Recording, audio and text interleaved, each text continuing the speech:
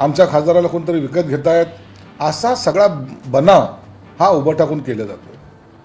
म्हणून आम्ही जाणून बुजून त्यांच्या संपर्कात आहोत किंवा संपर्क करतोय असं कोणतंही चित्र आमच्यासमोर नाही आहे आणि आम्ही त्या ऑपरेशन टायगर करतही नाही. परंतु ज्यांना यायचं असेल तर त्यांना आम्ही नाही सुद्धा म्हणणार नाही. काही दिवसामध्ये याचा परिणाम त्यांना पाहायला मिळेल. उभाटाचे प्रवक्ते हे काँग्रेसचे प्रवक्ते असं सारखं बोलायला लागलेले आहेत.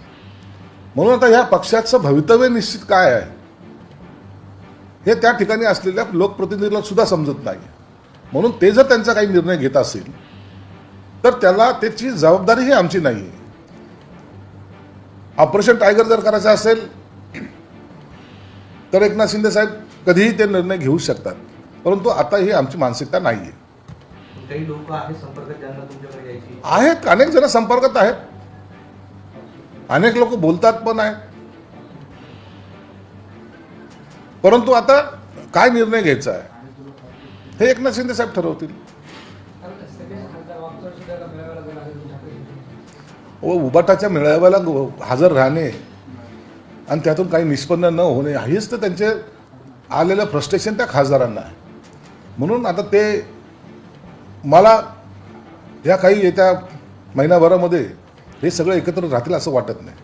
आता मुंबईत यायचं रिक्षा आणि टॅक्सी चालकांना मराठी बोलणं अनिवार्य केले. गेल्या 15 ऑगस्टला संवाद प्रशिक्षण होणार आणि प्रमाणपत्र नसलं तर आर्थिक कारवाई करणार असं नाही. हे बघा, मुंबईमध्ये आपल्याला रिक्षा किंवा टॅक्सी चालवायची असेल तर खरा मुंबईकर जो मराठी माणूस आहे त्याच्याबरोबर तुमचा मराठीमध्ये संवाद असला पाहिजे. त्यासाठी स्वतः प्रताप सरनाईक ज्या खात्याचे मंत्री आहेत त्यांनी काही कालावधी यासाठी दिला होता की ठीक आहे, काही लोकांना मराठी जरी येत नसलं तर त्यांनी ते शिकून घेतलं पाहिजे. आपल्याला मुंबईत राहायचं आहे, आपल्याला पोट इथं भरायचं आहे, मग ती मातृभाषा ही आपल्याला आली पाहिजे. तुम्ही कर्नाटकामध्ये जा, सगळं कर्नाटकी बोर्ड आहेत, कर्नाटकी भाषा किती तर बोलल्या जाते, नसता त्यांना त्रास दिला जातो. तुम्ही पश्चिम बंगालला पहा, अनेक राज्य असे आहेत ज्या राज्यामध्ये त्या त्या राज्याची भाषा बोलली जाते. म्हणून आम्ही मुंबईमध्ये का नाही हा प्रश्न सर्व मराठी माणसाला पडलेला आहे. म्हणून त्यासाठी मग क्लासेससुद्धा आम्ही चालू केलेले आहेत. आणि आता जर ते एवढं करून जर ते ऐकत नसतील तर ती मुजोरी समजलं जाईल, मग त्याच्यावर कारवाई केली जाईल. अमेरिकेमध्ये अभिजित दिपके आणि मोदी यांची भेट झाली असं संजय राऊत म्हणतात. याचं म्हणाले की अभिजित दिपके आणि पंतप्रधान नरेंद्र मोदी यांची अमेरिकेची मिटिंग झाली, त्याचे फोटो एकाने मला पाठवले आहेत. त्यांच्यानंतर दिपके भारतात आला अशी माहिती काही लोकांनी सांगितली. मी हे आरोप करत नाही, मला माहिती लोकांनी पोहोचवली आहे ते मी सांगत आहे. संजय राऊतला काय स्वप्न पडतात, तो स्वप्न सकाळी काहीतरी बडबडत असतो. असं काही असेल, त्याच्याकडे फोटो पाठवले असेल तर तो एवढा मोठा डेअरिंगबाज प्रवक्ता आहे, त्याचे फोटो मीडियासमोर टाका ना.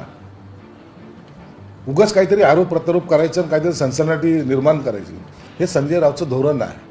म्हणून हे सगळे आरोप बिनबुडाच्या आरोपाला कोणी महत्त्व देत नाही.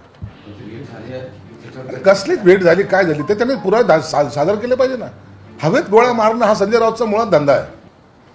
कोणतंही त्याचे आत्तापर्यंत केलेले जे काही विधान आहेत ते कधीच सत्यात उतरलेले नाहीत. म्हणून खोटं बोल पण रेटून बोल हा संजय राऊतचा स्वभाव आहे. शेतकऱ्यांच्या प्रश्नांनी कर्ज माफ करून रोहित पवार अन्य त्या कामावर पंढरपूरला पोलिसांनी परवानगी नाकारली. रोहित पवार आंदोलनावर ठाम आहे. रोहित पवारांनी जे काही लोकशाही मार्गाने आंदोलन करायचं ते करावं, त्याला कुणाचा विरोध असण्याचं कारण नाही. शेतकऱ्यांसंदर्भामध्ये सरकारसुद्धा आपल्या पद्धतीने जे चांगले निर्णय घ्यायचे ते घेत आहे. म्हणून त्या आंदोलनाला विरोध असण्याचं आमचं काही कारण नाही आहे. फक्त या आंदोलनाला जो तो काही राजकीय वळण देतोय आणि राजकीय बेनिफिट आपली पोळी भाजून घेण्याचा जो प्रकार म्हणतायत तो रोहित पवार करता हे सगळ्याला माहिती आहे. म्हणून त्याला आम्ही विरोध करण्याचं किंवा काय करायचं हा आमचा हेतू नाही. पोलिसांनी योग्य तो निर्णय त्या ठिकाणी घ्यावा.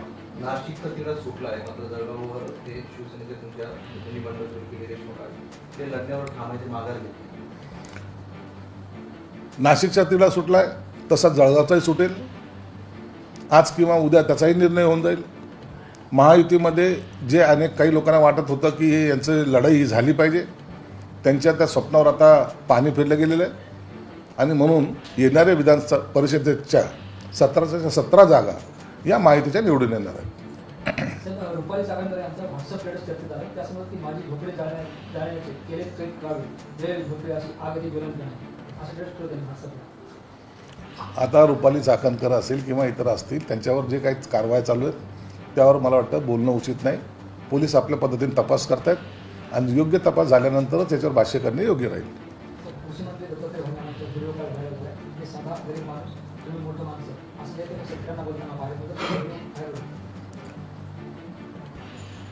आमचे सहकारी मंत्री भरणे यांनी जे काही बोलले तो बोलण्याचा उद्देश त्यांचा असा चुकीचा नव्हता. एक मी तुमच्यातलाच आहे असं दाखवण्याचा त्याचा प्रयत्न होता, म्हणून त्याला अदरवाईज घेऊ नका.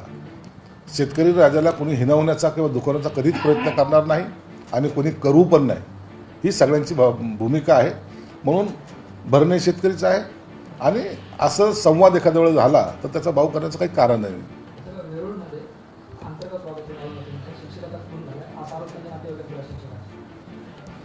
मी ते वेरोळची जी घटना झालेली आहे त्यामध्ये एक जण जो आहे तो 307चा आरोपी आहे. पोलीस त्याला पकडायला गेली होती.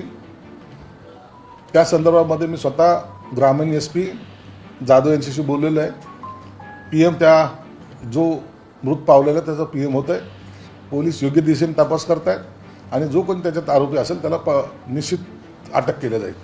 सर, सध्या फूड अँड ड्रग करून जोरदार कारवाई सुरू आहे. संभाजीनगर जिल्ह्यामध्ये एका महिला अधिकाऱ्यावर फक्त गुटखा माफियाने गाडी करण्याचा प्रयत्न केला, गोळी मारू असं ते बोलले. तुकाराम मुंढे जेव्हापासून या खात्यामध्ये आले तेव्हापासून त्यांनी जी काही मोहीम चालू केली त्याचं सर्वत्र अभिनंदन करायला पाहिजे. इतक्या मोठ्या प्रमाणावर इतिहासामध्ये अशा धाडी कुठेही पडल्या नव्हत्या. परंतु आता जे गैरव्यवहार करत होते, जे भेसळयुक्त माल विकत होते, जे लोकांच्या आरोग्याशी खेळत होते त्यांच्यावर आता हे धाडसत्र सुरू आहे.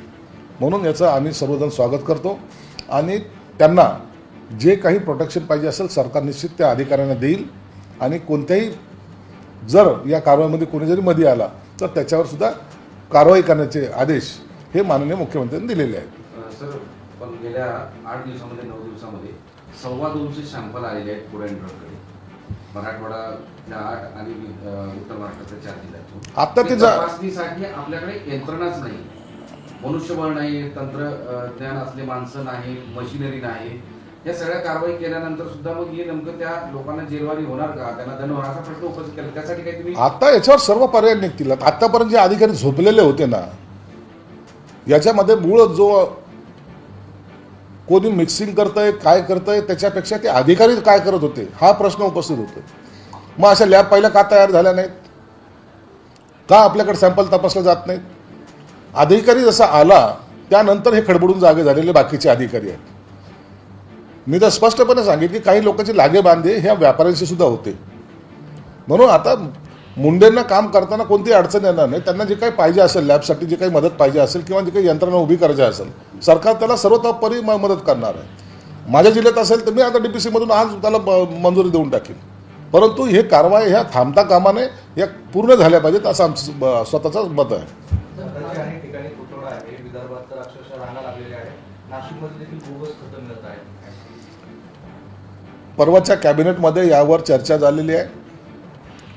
त्या कॅबिनेटमध्ये सरकारने म्हणजे माननीय मुख्यमंत्र्यांनी सगळ्याला स्पष्ट निर्देश दिलेले आहेत आणि आता जे काही आम्हाला जो काही दाखवण्यात आलेलं होतं त्याच्यामध्ये खताचा कुठेही तुटवडा नाही.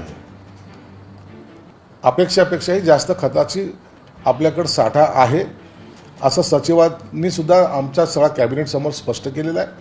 म्हणून तुटवडा कुठं होणार नाही आणि बोगस खत विक्रेते जे आहेत त्यांच्यावर हे कारवाया हे आणखीन जलद गतीने केले जाईल ही सरकारची भूमिका आहे.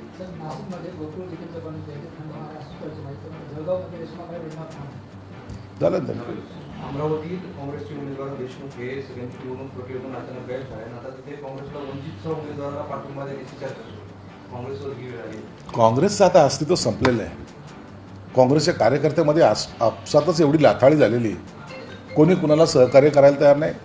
मग उमेदवारही म्हणतो मी कशाला खपू या भावनेतून त्यांनी जर काही पर्याय शोधला असेल तर मला वाटतं ते काही गैर नाही आहे. काँग्रेसचे नेते कार्यकर्त्याला जेव्हा वेश्या म्हणतात त्या टायमाला कार्यकर्तासुद्धा त्याची रिॲक्शन देत असतो हे त्याने समजून घेतलं पाहिजे.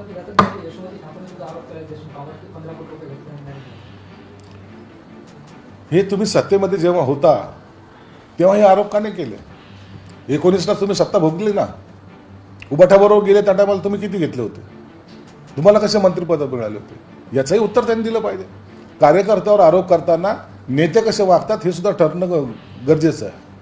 म्हणून नेत्यांनी आपलं अनुकरण जर कार्यकर्ता करत असेल तर त्याच्यावर आरोप करण्याचा अधिकार तुम्हाला प्राप्त होत नाही. चल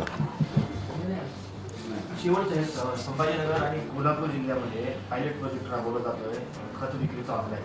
त्याला शेतकऱ्यांकडून मोठा विरोध होतोय कारण की अडचणी निर्माण होत आहेत. काल याच्यामध्ये मी ते सांगितलं, कॅबिनेटमध्ये मी मुख्यमंत्री महोदयांना सांगितलं, जे पायलट प्रोजेक्ट कोल्हापूर आणि संभाजीनगरमध्येच राबवले जात आहेत त्यामुळं ऑफलाईन